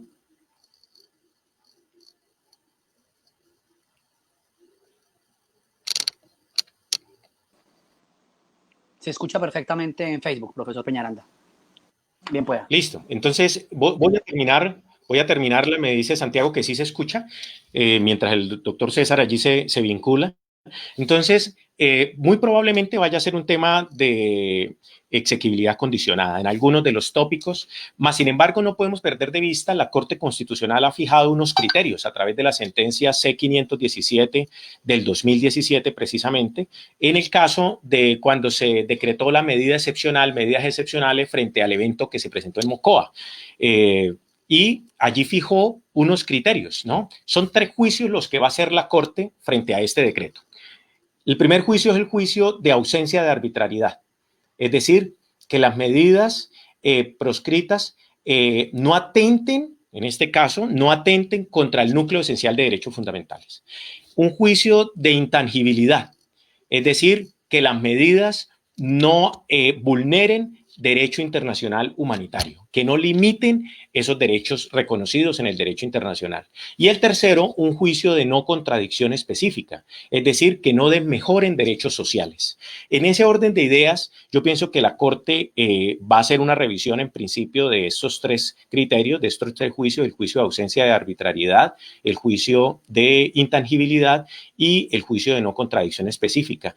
Y viéndolos, a pesar de que yo advierto que hay serias falencias, de ahí donde me apoyo que pueda declararse una exequibilidad condicionada, de pronto hago unos ajustes frente al tema de la población, porque no podemos segregar poblaciones de unas condiciones y de otras bajo criterios totalmente objetivos, porque la condición de exposición, la vulnerabilidad de esta población es general, no es porque usted haya cometido un delito, debe soportar y entre tanto no. Muy seguramente se adoptarán medidas drásticas frente al INPEC para que coadyuve esta problemática, para que adopte acciones más contundentes en aras de preservar medidas sanitarias, pero pues no va a ser nada fácil. Pero también considero que decretarlo inexequible es muy difícil para la Corte porque sería conllevar a que las personas que han, así sean muy pocas, pero que han logrado esa sustitución, tendrían que retornar a los centros carcelarios bajo el riesgo en que actualmente nos encontramos. Pero ciertamente quiero cerrar de esta manera, es que el decreto 546 hace una segregación de la población yendo totalmente en contravía de los compromisos que el Estado colombiano tiene a nivel internacional. Y eso me preocupa muchísimo. Finalizo. ¿Qué hay que hacer?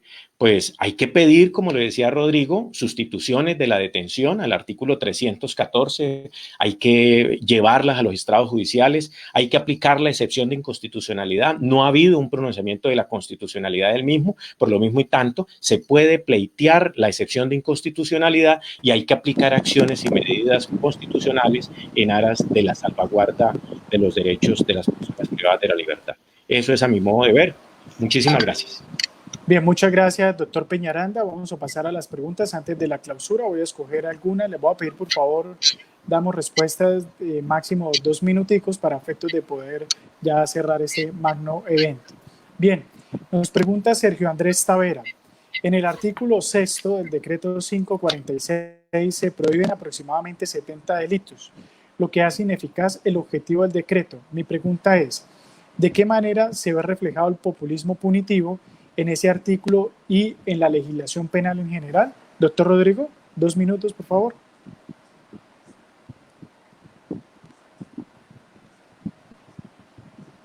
¿Me oye? Sí. Bien. Hay algo que es innegable y es que el legislador, el gobierno, el que sea, toma decisiones a partir del impacto que puede generar en su imagen en lo que tiene que ver con las manifestaciones de la comunidad. Cuando empezamos a hablar del decreto, se empezó a hablar de qué delitos estarían excluidos y finalmente hay delitos que, debo decirlo, no tienen ningún impacto en absoluto en términos de lo que pueden generar otros delitos. Por ejemplo, el fraude procesal, que no está prohibido, curiosamente, pero está prohibido el abigeato. Y uno se pregunta, ¿y cuál es el objeto? Creo que en ese sentido, ese populismo punitivo no solamente tiene que ver con el grueso de la comunidad hablando bien o mal del legislador, en este caso derivado del presidente de la República por la situación excepcional, sino también a partir de los intereses particulares que pueden existir. El abigeato tiene todas las restricciones hoy en día y creo yo a partir de un lobby que la Federación Nacional de Ganaderos habrá hecho en su momento. Se me ocurre a mí porque no hay otra razón, por lo menos, para que, entre otras cosas, el fraude procesal, que tiene una pena mucho más alta que el abigeato y que es mucho más lesiva en lo que tiene que ver con las decisiones judiciales, no esté restringido, pero sí lo esté el abigeato. Bien, muchas gracias, doctor Rodrigo. Vamos a hacer una pregunta ahora para el doctor Peñaranda. Pregunta André Felipe Goyeneche. ¿Cuál es el panorama que le espera al derecho penal posterior a la pandemia, sobre todo en temas de la situación carcelaria del país? Doctor Peñaranda. Sí, yo pienso que tiene que replantearse. Esto es sin lugar a dudas algo crítico. Estamos ante una crisis de carácter humanitaria y sanitaria, pero sin lugar a dudas tiene efectos en todo sentido, desde lo económico, como ya lo estamos viendo, tributario, el sistema capital está en este momento tambaleando, bueno, y muchas cosas. Y dentro de esas, sin lugar a dudas, el tema de lo carcelario. Hoy en día, la experiencia que hemos tenido, por lo menos hablando de los colombianos, es crónica. Las crisis que se están viviendo en este momento y atenciones de orden psicológico por personas en altos estados de depresión a raíz del aislamiento es evidente. Yo no me quiero pasar, si nosotros nada más llevamos cerca de 2 meses y estamos en esa realidad, ¿qué será una persona que podamos tenerla aislada 4, 5, 8, 10, 15, 20 años? Es una persona que sale totalmente desconectada de la sociedad, totalmente asocial, resentido con una institucionalidad y por ende no es, no digamos la persona deseable, sino no es la persona que pueda integrarse al tema familiar, al tema social, al tema económico. Por lo mismo tanto, yo pienso que es una coyuntura para dar interesantes debates sobre el tema de la prisión. Colombia ha llevado una carrera desenfrenada sobre el incremento de penas. Tenemos unas penas escalofriantemente altas en muchos delitos, a pesar de que la ley ha tratado de aminorarlas a partir de preacuerdos, allanamientos y demás. Lo cierto es que todos estos medios se constituyen en un burladero para orientar a que la persona muchas veces, a veces sin responsabilidad, termine aceptando, buscando un beneficio, pero sin lugar a dudas terminando en un centro carcelario. Entonces nos va a llevar a repensar toda esta realidad de la población carcelaria y por ende ojalá se vea reflejado en proyectos legislativos. Bien, muchas gracias, doctor Peñaranda. Ya con esto daríamos clausurado. Antes de concederle el uso de la palabra a nuestro líder en la Escuela de Derecho, el profesor Javier, en su defecto a la doctora Clara, de acuerdo con cómo están conectados. Sí, nuevamente agradecerle a cada uno de nuestros ponentes, al profesor Bernate, al profesor Pará y también al de nuestra casa de estudios, al profesor Carlos Peñaranda. Con eso estamos demostrando que nuestra querida universidad está cumpliendo con su fin, ¿no? Con su función, es decir, socializar estos temas con la comunidad y lo más importante, pensar siempre en los seres humanos. Los privados de la libertad son seres humanos, son personas que necesitan precisamente de los servicios maravillosos que brinda nuestro consultorio jurídico. Han sido días espectaculares, ayer con los ponentes que tuvimos, asesores de consultorio jurídico que llevan la batuta, asesorando a cada uno de nuestros estudiantes de nuestra casa de estudio para hacer un buen ejercicio. Mañana también estaremos conectados nuevamente a partir de las 6 de la noche, ahora con jueces de la República. Queremos escuchar de parte de ellos cuál es la percepción. De antemano, entonces, muchas gracias a todos, a las directivas, a los ponentes, a quienes estuvieron acompañando a lo largo de todo este evento. Tiene el uso de la palabra la doctora Clara. Gracias, doctor César. Magistral su presentación, un moderador excelente. Agradecerle ese ejercicio tan maravilloso para la academia, justamente para el derecho. Necesitamos de esta actualización, necesitamos interpretar la norma, entenderla, y obviamente este ejercicio es fundamental. Agradecerles a nuestros ponentes, al doctor Bernate, al doctor Parada, al doctor Peñaranda, y por supuesto un saludo muy especial de parte del señor director de escuela, el doctor Javier Alejandro Acevedo, quien agradece obviamente este esfuerzo, y seguimos con este arduo compromiso. Agradecer a todos nuestros egresados, nuestros queridos egresados que muy amablemente nos acompañan, a nuestros estudiantes y obviamente a todo nuestro grupo de asesores que están conectados en este momento y quienes siguen justamente todo este espacio de actualización. Gracias a todos y esperamos verlos mañana justamente para terminar este módulo de derecho penal tan importante en el marco de este ciclo de conferencias que obviamente nos lleva a seguir trabajando por el derecho, para el derecho, pero más aún para la gente. Estamos para eso en la Escuela de Derecho, seguimos trabajando, seguimos desde el consultorio jurídico con esta función tan importante y obviamente recordarles que estamos atentos a atender a toda la población que lo necesita. Buenas noches, descansen y nos vemos mañana para continuar. Muchas gracias, doctores. Buenas noches.